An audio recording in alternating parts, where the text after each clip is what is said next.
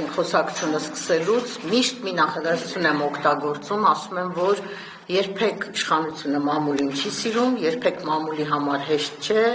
երբեք լրագրողները զերծ չեն ճնշումներից։ Երևի դա բոլոր երկրներում է այդպես։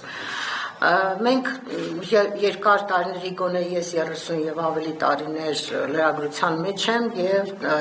այս ամբողջ ընթացքում իմ նաեւ ինձ նկատմամբ եղած իրադարձությունների սպեկտրում եմ ես անալիզանում այս ամենը եւ տեսնում եմ, որ միշտ եղել են ճնշումներ իշխանությունների կողմից, ուղղակի դրանք տարբեր բնույթի են եղել, տարբեր փուլերում, տարբեր ձևով են արտահայտվել։ Բայց այն, որ մենք ունենանք փողոցից, քաղաքասարակությունից, մամուլից եկած իշխանություն, որը կկիրառի դաժան ճնշումներ լրատվամիջոցների նկատմամբ, ճիշտ ասած ես գոնե 18 թվականին չէի պատկերացնում, հակառակը ինձ թվում էր, որ նախկին խմբագիր, նախկին լրատվամիջոցների ղեկավարներ, լրագրողներ, քաղաքասարակության ներկայացուցիչներ, այդ խումբը, քաղպայմանագիր կոչվող, որը իշխանության է եկել, պետք է ավելի բարենպաստ միջավայր ստեղծի լրագրողների համար եւ մեզ համար պիտի աշխատելը հեշտանա, պիտի մեզ համար ավելի մեզ գնահատեն, ավելի գուցե նաև ինչ-որտեղ արտոնյալ պայմաններ ստեղծեն, որպեսզի լրատվամիջոցները գործեն, որովհետև գոնե իրենց մաշկի վրա զգացել են այդ ճնշումները եւ պետք է դրանից հետեւություններ արած լինեին։ Բայց ցավոք սրտի, ինչպես տեսնում ենք, 18 թվականից հետո բազմաթիվ իրադարձություններ տեղ ունեցան լրատվամիջոցների հետ կապված, որոնք վկայում են այն մասին, որ այս իշխանությունը չունի հարգանք լրատվամիջոցների հանդեպ, չի գիտակցում լրատվամիջոցների դերն ու նշանակությունը հասարակության մեջ եւ հակառակը ամեն գնով փորձում է փակել մեր բերանը, զսպաշապիկ հագցնել, այնպես անել, որպեսզի մեր աշխատանքի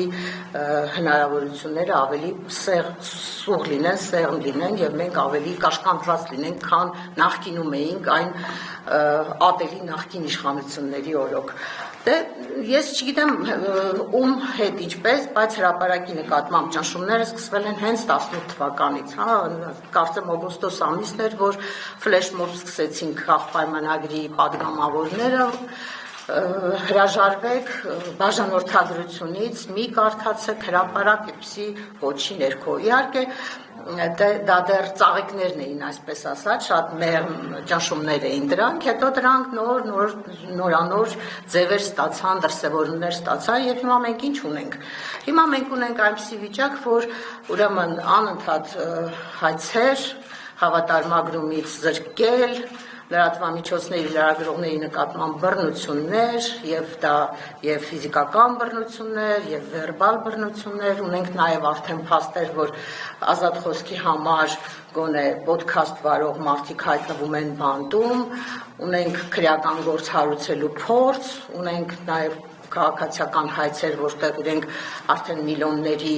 տուգանքներ են նշանակում լրատվամիջոցների նկատմամբ եւ ամենակարևորը մի քանի քպական կարկառուն դեմքեր արդեն սովորույթ են դարձրել ամեն օր եթեր մտնեն, լայվ մտնեն, ստատուսներ գրեն լրատվամիջոցների դեմ, թիրախավորեն լրագրողներին եւ լրատվամիջոցներին, ատելության խոսք տարածեն, իրենց կարծիքով